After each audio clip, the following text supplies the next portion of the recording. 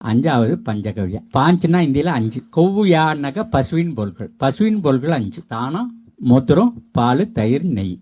கையில எத்தனை விரல் இருக்கு? 5 விரல் இருக்கு. அப்ப இது பெரிய விரல் சாணி, கட்டை விரல் 5 கிலோ.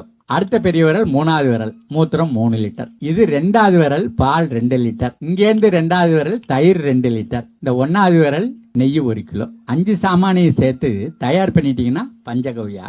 20 நாள் புளிக்க வச்சு அதை தண்ணியில கலந்து முருங்கை மரத்துல தெளிச்சா நிறைய காய், நீட்ட நீட்ட காய். அப்புறம் எலுமிச்சை மரத்துல தெளிச்சாங்க, நிறைய காய், இலை பாதி காய் பாதியா வந்துச்சுன்னா.